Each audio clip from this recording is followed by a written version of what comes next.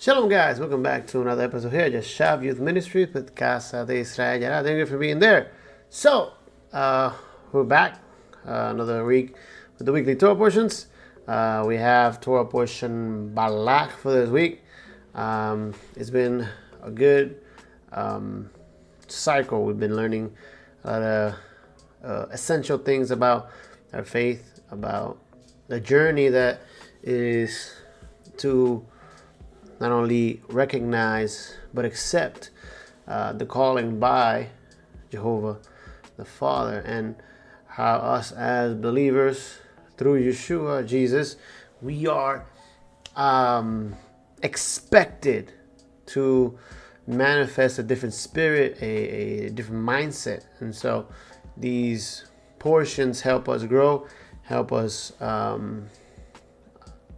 expand our understanding, and also analyze where we are and where we stand and how far are we in our journey. You know, are we at the border of the promised land, or are we roaming in the desert, or are we giving a good report, or are we complaining about what we had before and we don't have now, and we're not able to appreciate and recognize what has been given to us by grace and love and faithfulness by Jehovah the Father. So the book of Bamidbar, or Numbers, a book that highlights a lot of elements in the character of men, especially through the testimony of Israel, right? The expectations and the cost of not only obedience but disobedience, right?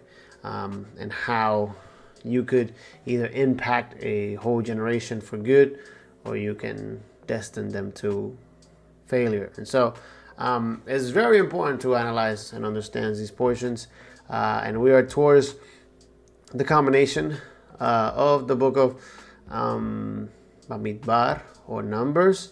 And we have a very important Torah portion, which is Balak. Today, I started off creating a PowerPoint, but as I was, meditating on it and reading and studying it, I think before we did this portion a couple years ago, about like 4 years ago, because usually sometimes it's either Balak or Hukat and Balak, and we did it basically reading straight from the scriptures itself, and then going back and forth in the analysis. And so we're gonna do that today. I'm gonna still present the couple slides that I prepared, but we're mainly gonna go straight to the Bible, read, and then discuss. That pay attention to what's happening in this narrative, because it's a very controversial narrative for many people. It's a very confusing narrative for other people, because they don't understand how this person called Balaam introduces himself into the story and becomes somebody very important to teach us a great lesson. Okay, so I'm gonna stop rambling. If you like the content that we have uploaded on our channel, I know I haven't been as consistent as before. Busy, growing, responsibilities. I'm doing my best to keep up. But hey, if you like the content, the efforts that we're putting up in our channel, like, subscribe.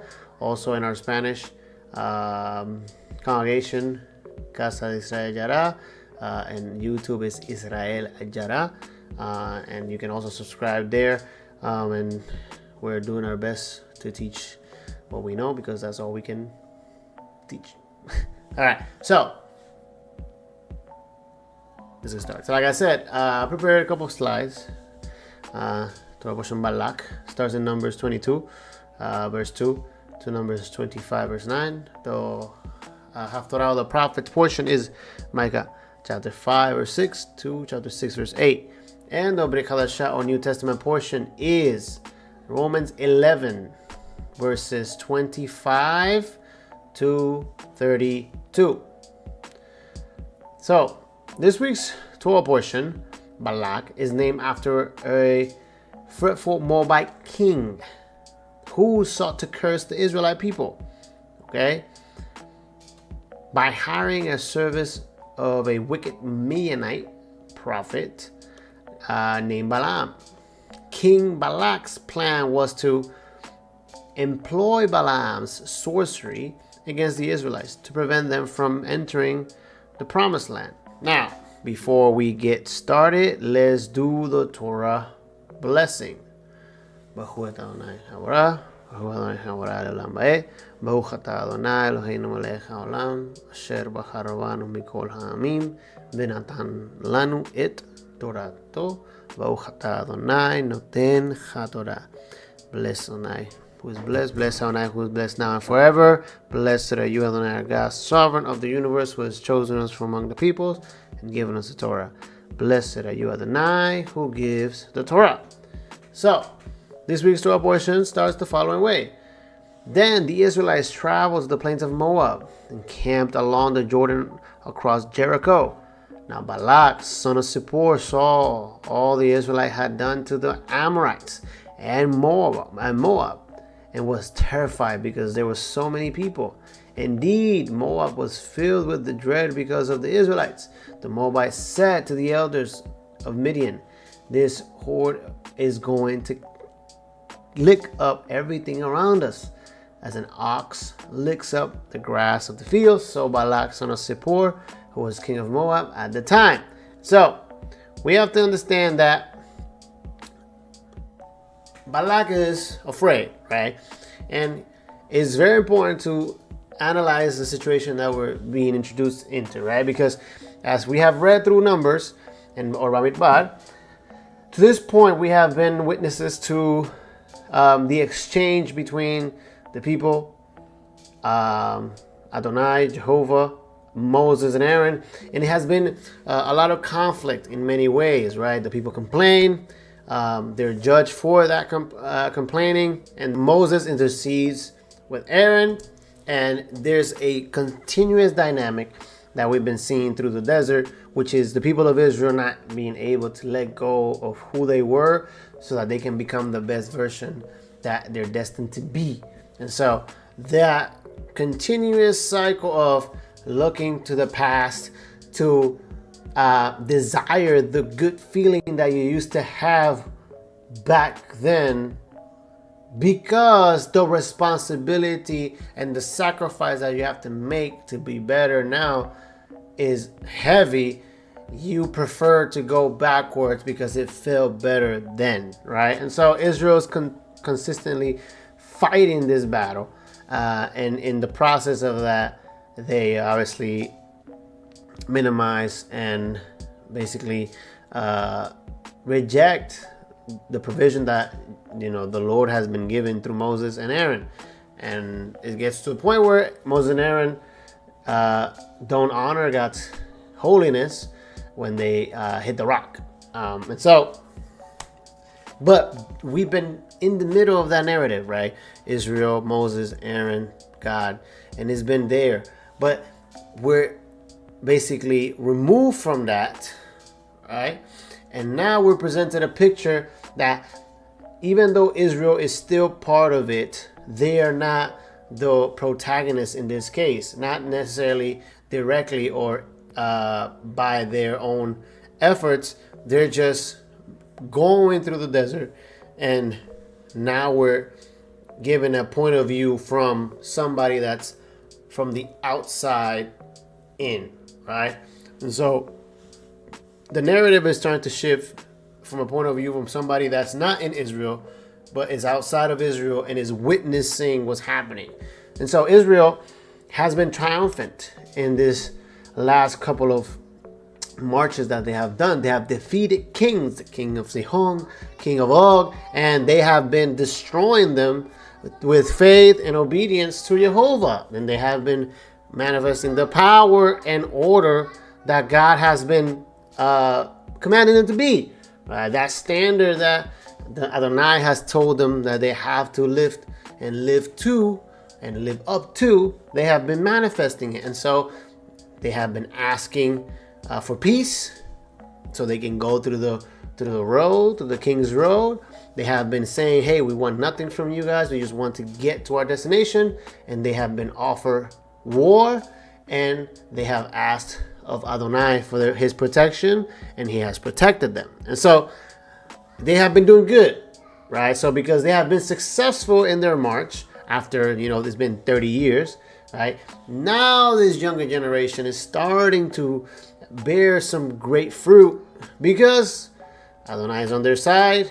They have faith that Adonai is in their side, and they have had success in many ways. And so in this situation, the king of Zippor, Balak, or son of Zippor, Balak, the Amorite is a little scared, right? Because now he is afraid that he will have to face them. So he's seeking for help. He's seeking for backup because he doesn't want to get destroyed. Hence, we're introduced to the story. I hope that I did a good summary of that. I hope it made sense. Okay, so let's get to the reading, right? So remember, Balak, we're looking at it from the outside in. We're not in Israel right now.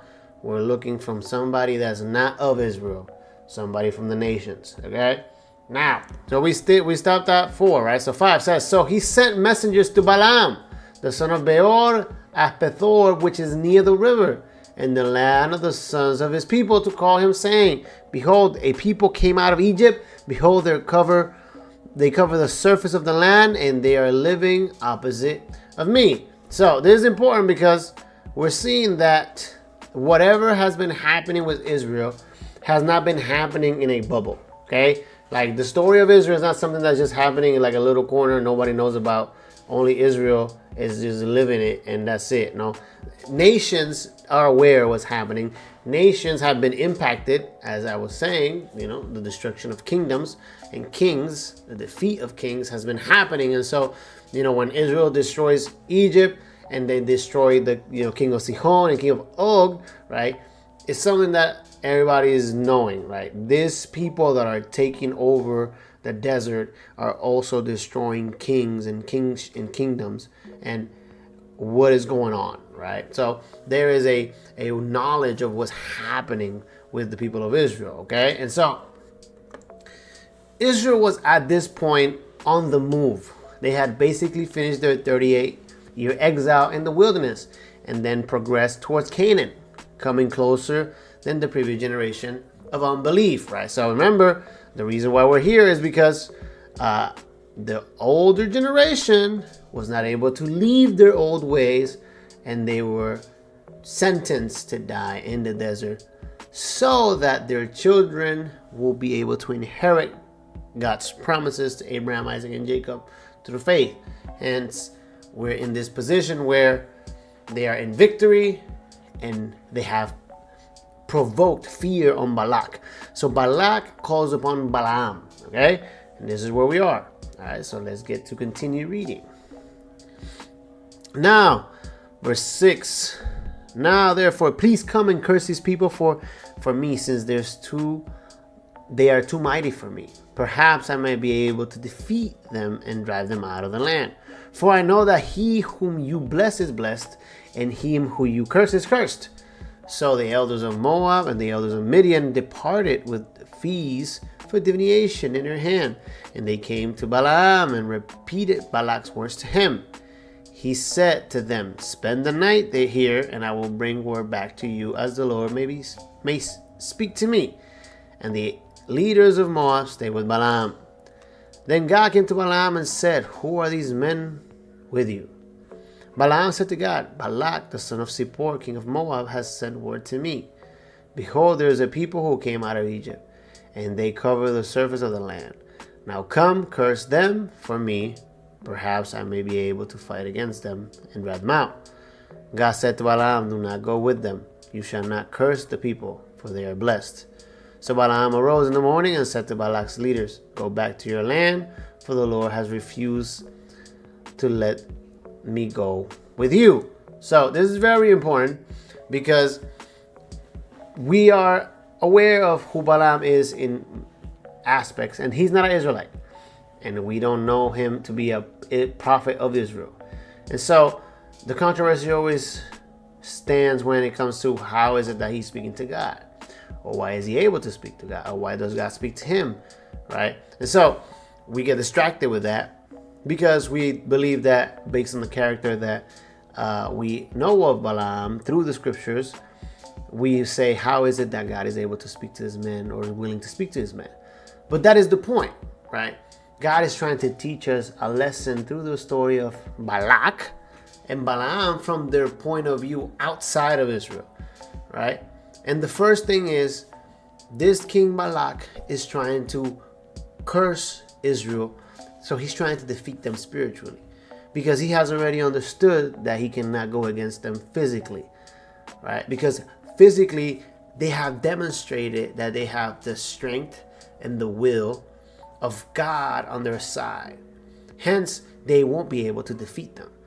But what they can do is go to that spiritual aspect, if you want to say, and see where they are in that deep area, where it can be negotiated if it's not firm, right? If you're not building on the rock, then when the winds come and you have built on sand, then your home is going to be driven out, right? To use the words of the Messiah. Hence, Balak is saying, let's see if they are really founded on the rock or if they are founded on sand. And so, what does he do? He calls Balaam, someone that has experience in divination, in sorcery, and has knowledge and understanding, because he's aware of who these people are, and he has an idea of who the God of Israel is, because he recognizes him. And he does have a gift, right, that cannot necessarily be denied, because we're seeing it in scripture. God speaks to him and gives him word. Now, why is that? Let's continue. So, it says, so Balaam arose in the morning and said to Balak's leaders, go back to your land, for the Lord has refused to let me go with you. The leaders of Moab arose and went back to Balak and said, Balaam refused to come with us. Balak again sent leaders more numerous and more distinguished than the former. And they came to Balaam and said to him, thus says Balak, the son of Zippor, let nothing, I beg you, hinder you from coming to me, for I will indeed honor you richly, and I will do whatever you say to me. Please come then, curse these people for me. Now, you have to understand the perception that Balak has of Balaam, right?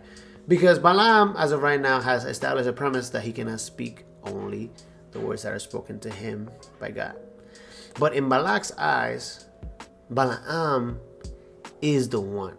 He is the powerful one. He is the one with the ability. And that God submits to him, to Balaam's will. Because based on the gift that God has given Balaam as a human being, as a creation of God, Balak believes that Balaam has the capability to sway God's will. And Balaam, as of right now, has demonstrated that he can only speak whatever God tells him, right? So as of right now, Balaam is good. He has done good, right? Let's see if he continues.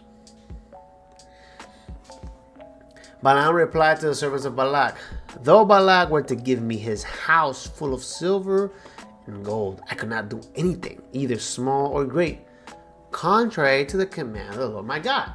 Right? So now he attributes this very interesting. He says, the Lord my God.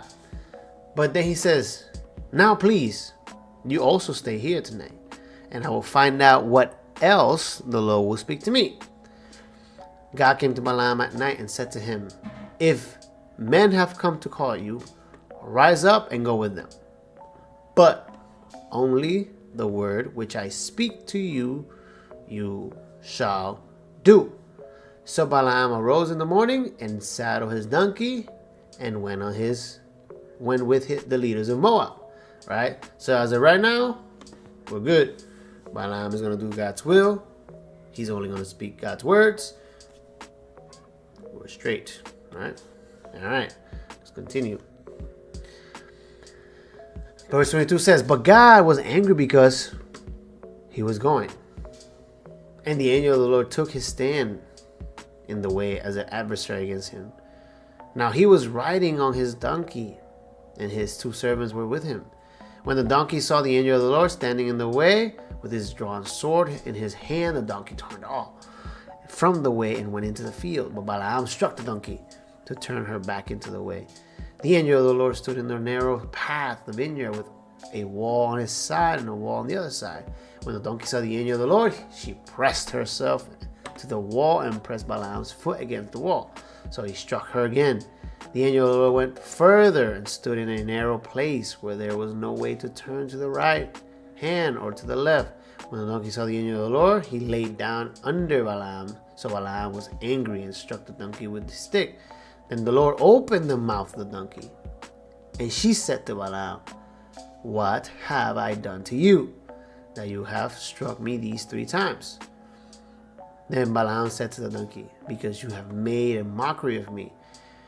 If there had been a sword in my hand, I would have killed you by now."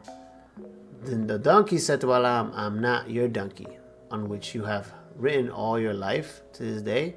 Have I ever been accustomed to do so to you?" And he said, "No." Then the Lord opened the eyes of Balaam, and he saw the angel of the Lord standing in the way with his drawn sword in his hand, and he bowed all the way to the ground. The angel of the Lord said to him, "Why have you struck your donkey these 3 times? Behold, I have come out as an adversary because your way was contrary to me." Right? So this is interesting because it seems as if the Lord has discerned the heart of Balaam. Even though Balaam has left with the purpose and mission to speak God's words, Balaam has a hidden agenda. And is not told directly, but indirectly explained here, right? Because he's saying, because your way was contrary to me. Meaning, even though I told you you're going to go speak my words, you were intending to do your will. And so God, Jehovah, then does a beautiful thing, which is he uses the donkey to teach Balaam what he is going to do. Because now God is saying, you're going to speak your words, or you were trying to go speak your words, but you will do as the donkey has done. You will speak. You will let me open your mouth and speak the words that I tell you to do. Because if you don't do it, the donkey will. And to us, it's like, wow, how does that make any sense? Remember, to us, somebody, in a way, right? It could be in a way of minimizing or dismissing somebody. In Spanish, you call somebody a donkey, you minimize their knowledge and their understanding or their capabilities, right? But in this case, the reference that we would have of somebody that has a limited ability, which in this case a donkey, has no way to speak. God gives the donkey the ability to speak, because the donkey is a creation of God and does as God commands and is able to recognize God's authority. Balaam was not able to do that because in his mind, in his perception and vision, he was not paying attention to that. He was not able to see the angel. He was not able to recognize that God was against him because his intentions were not pure. Okay? So, let's continue. But the donkey saw me and turned aside from me, verse 33, from me these 3 times. If she had not turned aside from me, I would surely have killed you just now and let her live. Balaam said to the angel of the Lord, I have sinned, for I did not know that you were standing in the way against me. Right? So again, Balaam's perception was not in the right place. His perspective and what he wanted to truly do was not God's will. Now then, if it is displeasing to you, I will turn back. But the angel of the Lord said to Balaam, go with the men, verse 35, but you shall speak only the words which I'll tell you. So Balaam went along with the leaders of Balak. When Balak heard that Balaam was coming, he went out and meet him in the city of Moab, which is on the Arnon border, in the extreme end of the border. Then Balak said to Balaam, Did I not urgently send to you to call you? Why did you not come to me? Am I really unable to honor you? So Balaam said to Balak, Behold, I have come now to you, I am able to speak anything at all. The word that God puts in my mouth, that I shall speak. And Balaam went with Balak, and they came to Kirith Huzoth. Balak sacrificed oxen, sheep, and sent some to Balaam and the leaders who were with him. Then it came about in the morning, Balak took Balaam and brought him up to the high places of Baal, and he saw from there a portion of the people. Then Balaam said to Balak, build 7 altars for me here, and prepare 7 bulls and 7 rams for me here. And Balak said just as Balaam had spoken, and Balak and Balaam offered up bulls and a ram on each altar. Then Balaam said to Balak, stand beside your burnt offering, and I will go, and perhaps the Lord will come to me and meet me, and whatever he shows me, I will tell you. So he went up to a bare hill. Now, this is interesting because if you pay attention, if you understand the context culturally, Balak and Balaam, they're trying to utilize very important gifts. And Balaam has had a wake-up call, right? The donkey confrontation is a wake-up call to Balaam saying, you're not going to get away with your intention. You're going to do my will, and you're going to speak what I speak, and that's final. But Balak is still trying to use power and influence to manipulate Balaam to try to use his power and influence, and in his case, his gift, to sway God, to manipulate God, so that he is able to obtain his own desire. Right? Is a manifestation again of what we have been contaminated with in the Garden of Eden, which is the knowledge of good and evil. Right? Balak and Balaam have knowledge of good and evil, and they have knowledge and understanding, right? They have wisdom, but what they're encountering is not wisdom of man against the wisdom of man, or knowledge of man against the knowledge of man, or the tactics of man against the tactics of man, right? They're encountering a true God, right?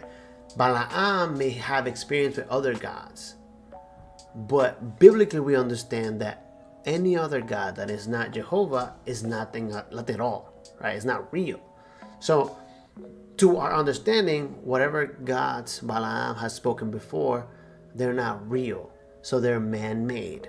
But Balaam right now is being confronted with the real God. And he has been told by God, Balaam, you will only speak my words. And Balak has spent all his resources, because if you understand what's happening right now, God is teaching us a great lesson through Balak and Balaam. Balak is a man of power in the world, a man of influence in the world. And even though he has power and influence, he has nothing as a man himself that he can do against the people of Israel. And Balaam has spiritual gifts, wisdom, knowledge, and he has Balak on his side, the power and influence.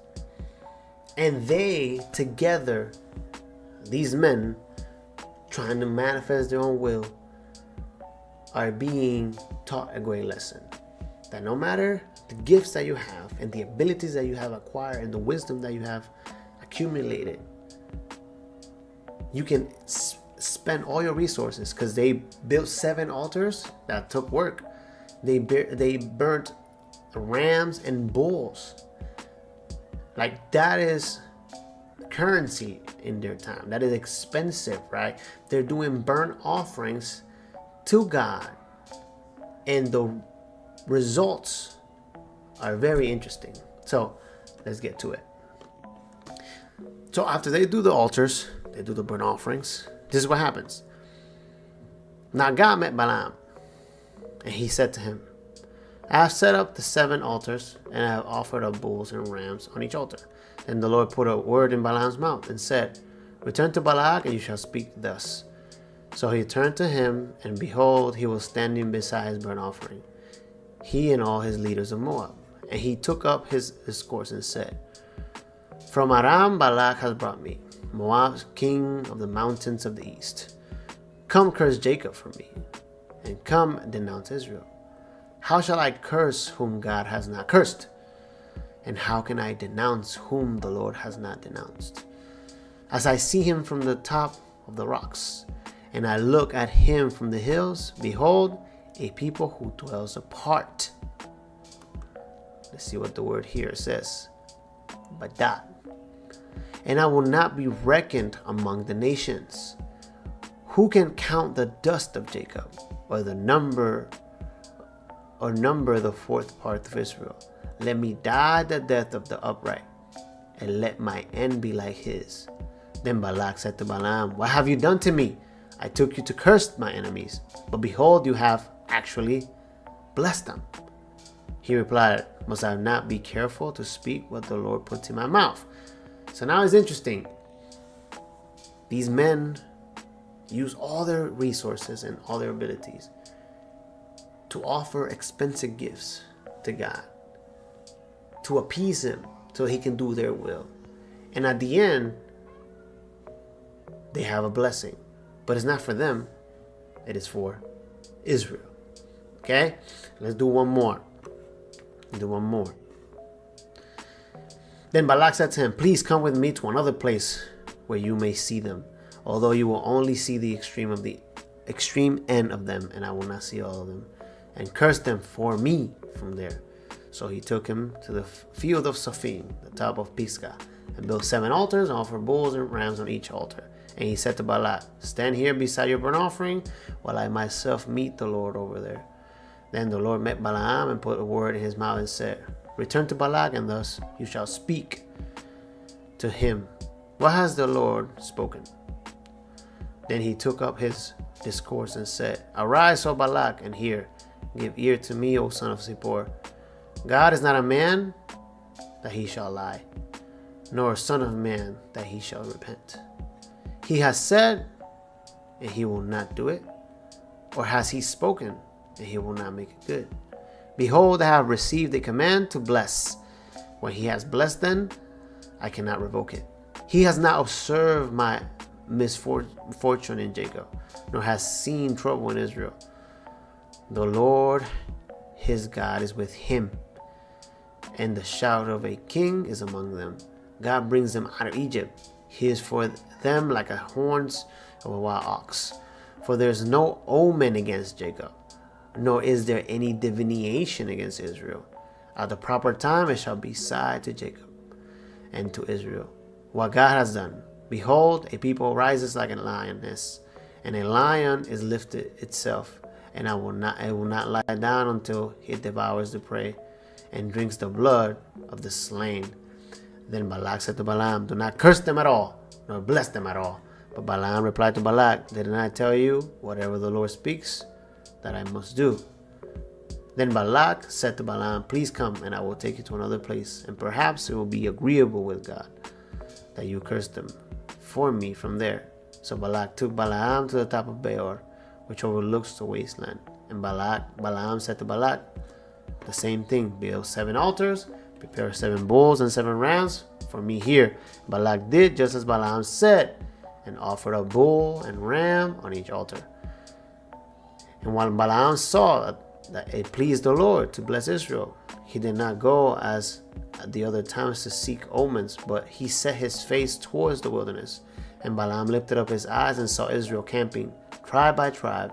And the Spirit of God came upon him, and he took up his discourse and said, the oracle of Balaam the son of Beor, and the oracle of the man whose eyes is open, the oracle of him who hears the words of God, who sees the vision of the Almighty, falling down yet having his eyes uncovered. How fair are your tents, O Jacob, and your dwellings of Israel, like valleys that are stretched out, like gardens beside the river, like aloes planted by the Lord, like cedars beside the waters. Water will flow from his buckets, and his seed will be by many waters. And his king shall be higher than Agag, and his kingdom shall be exalted. God brings out of Egypt. He is for him like the horns of a wild ox. He will devour the nations who are his adversaries, and he will crush their bones in pieces and shatter them with his arrows. And he couches He lies down like a lion, and as a lion who dares to rouse him. Blessed is everyone who blesses you, and cursed is everyone who curses you. And Balak's anger burnt against Balaam, and he struck his hands together. And Balak said to Balaam, I called you to curse my enemies, but behold, you have persisted in blessing them these 3 times. Therefore flee to your place now. I said, I will honor you greatly, but behold, the Lord has held you back from honor. Balaam said to Balak, I did not tell your messengers whom you have sent to me, saying, though Balak were to give me his house full of silver and gold, I could not do anything contrary to the command of the Lord, either good or bad, of my own accord. What the Lord has speaks, that I will speak. And now behold, I'm going to my people. Come, and I will advise you what this people will do to your people in the days to come. Now, this is interesting because as we have read, and we have read a lot today, there's multiple lessons that we're able to learn from this portion. And we have read this one before. It's mostly a review. But lesson 1 is we are having a different point of view. We're not in Israel, we're outside as a nation. And we're observing how men of power and influence, men of gifts and knowledge and wisdom, have a big confrontation with God. As we've been speaking through this cycle and other cycles, the word of God is something that's going to be prevailing through generation and generation. The words spoken by God are going to stand forever. And Balaam is telling Balak, you can offer all your resource, you can give all your wisdom and knowledge and understanding, and it's going to be meaningless in God's eyes if his people are in order. There's nothing that men, devil, evil can do when his people, God's people, are in order. The story of Balak and Balaam, more than analyzing it as how is it that Balaam is able to speak to God or not based on who he is and his moral standard, or why is it that God is responding to Balak if he's not an honorable man. That's not the point, right? God is saying, through these men I have taught not only Israel a lesson, but I have taught the nations a lesson. The lesson is, if my people are doing my will and they're walking in order in my spirit, they won't be able to be cursed. And if I am defending them, they will not be destroyed. And if you understand that, then you can manifest the words of Deuteronomy to say, oh, what great nation has such righteous laws and has God so near to them. Israel right now is manifesting that. They're in order. The only thing that can damage Israel right now is if they stumble.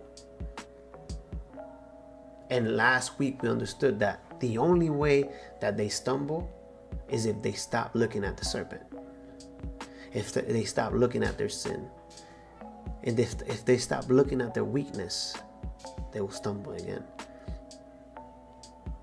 And so Balaam is learning a big lesson here. And Balak is learning a big lesson. You can spend all the money in the world. You can do all the tricks that you want. But if God's will is upon his people and they are walking in order, in obedience, in one mind, one spirit, you won't be able to touch them. Family, if we are walking in one mind, one spirit, in obedience and in order, we won't be touched.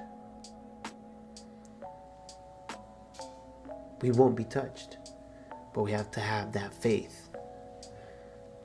Side by side, tent by tent. So when they see us in order. Doing justice, doing righteousness, doing mercy, and being good. Balak is struggling. And we're not going to read the rest, because the next couple of verses, it doesn't go from the blessings of Israel. Now God is telling Balak, this is what I'm going to do. Because just like you believe you're a king, I am the king. And I'm going to decree what I will do through my people to your people. So I say then, has God rejected his people? Has he? May never be. For I too am an Israelite, descendant of Abraham, of the tribe of Benjamin. God has not rejected his people, whom he foreknew. Or do you not know that what the scriptures say in the passage about Elijah, how he pleads with God against Israel? Lord, they have killed your prophets, they have torn down your altars, and I alone am left, and they are seeking my life. But what is the divine response to him? I have kept for myself 7,000 men who have not bowed the knee to Baal. In the same way, then, there has also come to be at the present time a remnant according to God's gracious choice. But if it is by grace, it is no longer on the basis of works. Otherwise, grace is no longer grace. What then? What Israel is seeking, is it not obtained? But those who were chosen obtain it, and the rest were hardened. Just as it is written, God gave them a spirit of stupor, eyes to see not, and ears to hear not, down to this very day. And David says, let their table become a snare and a trap, a stumbling block and a retribution to them. Let their eyes be darkened to see not, and bend their backs forever. I said then, they did not stumble so as to fall, did they? May it never be. But their transgression, salvation has come to Gentiles, to make them jealous. Now, if their transgression is riches for the world, and their failure is riches for the Gentiles, how much more will their fulfillment be? But am I speaking to you who are Gentiles? Inasmuch then as I'm an apostle of the Gentiles, I magnify my ministry. If somehow I might move to jealousy my fellow countrymen and save some of them. For if their rejection is the reconciliation of the world, what would their acceptance be but life from the dead? If the first piece of the dough is holy, the lump is also. And if the root is holy, the branches are too. But if some of the branches are broken off, and you being a wild olive were grafted in among them, and became partakers with them of the rich root of the olive tree, do not be arrogant towards the branches. But if you are arrogant, remember that it is not you who supports the root, but the root supports you. You will say then, branches were broken off so I might be grafted in. Quite right. They were broken off for their unbelief. But you stand by your faith. Do not be conceited, but fear. For if God did not spare the natural branches, he will not spare you either. Behold then the kindness and severity of God. To those who fell, severity. But to you, God's kindness, if you continue in his kindness, otherwise you will also be cut off. And they also, if they do not continue in their unbelief, will be grafted in, for God is able to graft them in again.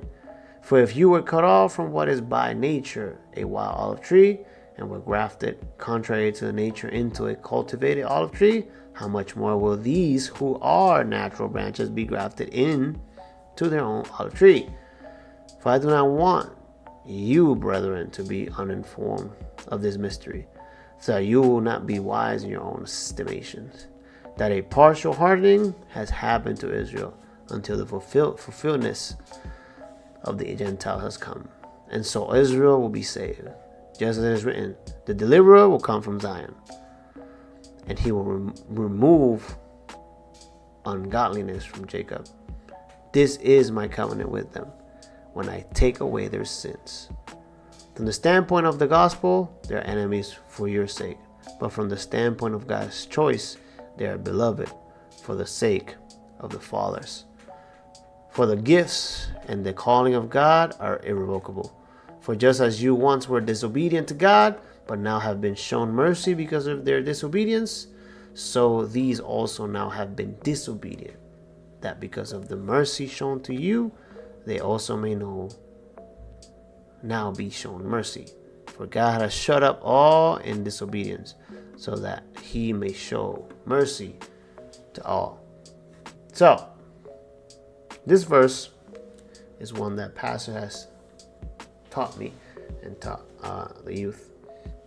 And Paul says here, just as it is written. And it's interesting because what is he quoting? Right? Because it says, just as it is written. Right? And here it says, the deliverer will come from Zion. He will remove ungodliness from Jacob. Right? And so when we go to Isaiah 59:20, oh, it's in Spanish, in Español. Let's go to Isaiah. Wow. See, this is what happens when I don't have a PowerPoint. I'm all over the place. But I hope you guys are enjoying it.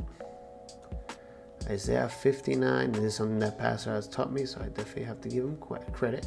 Oh my God. Okay. Isaiah 59:20. It says, let me put it here for you guys. Verse 20 says, a redeemer will come to Zion, right?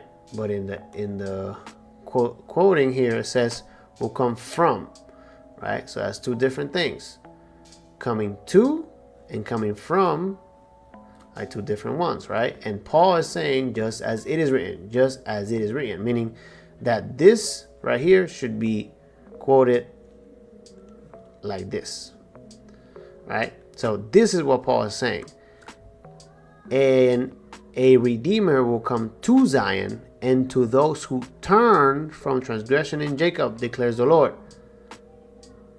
As for me, this is my covenant with them, says the Lord. My spirit which is upon you, and my word which I have put in your mouth shall not depart from your mouth, nor from your mouth of your offspring, nor from the mouth of your offspring's offspring, says the Lord, from now and forever. Hence, what does it have to do with Balaam? What does it have to do with this, with that, blah, blah, blah, blah, blah, blah.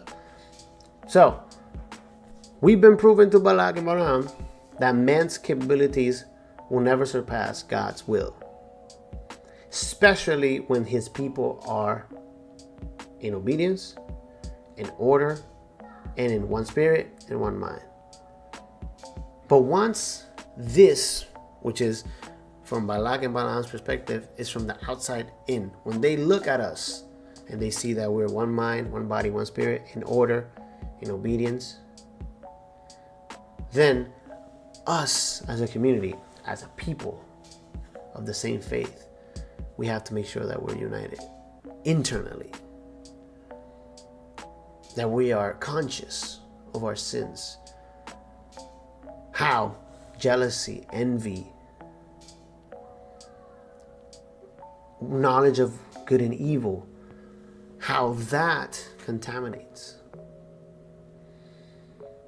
And how we, as believers in Jesus Yeshua, we have been grafted in. That we are called to turn from our transgressions. So whenever Yeshua goes to Zion,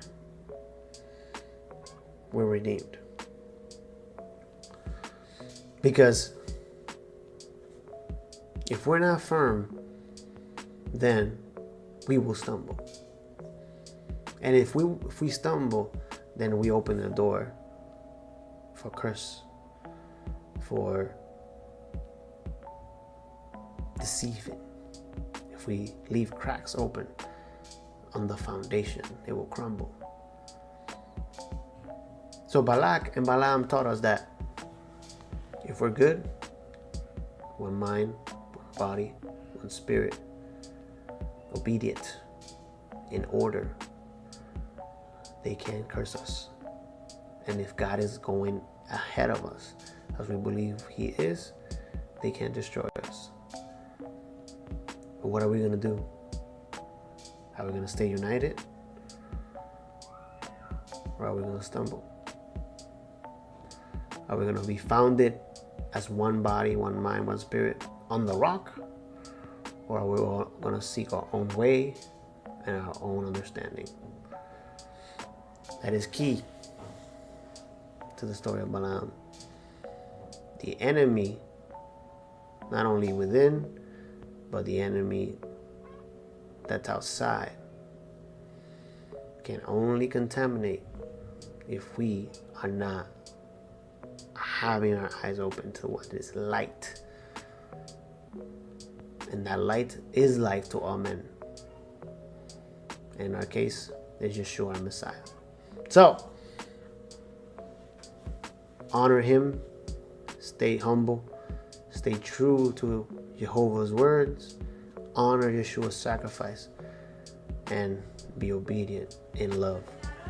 Have a great week. Shavua Tov and Shabbat Shalom. Thank you. Wow, this has been the longest I've done.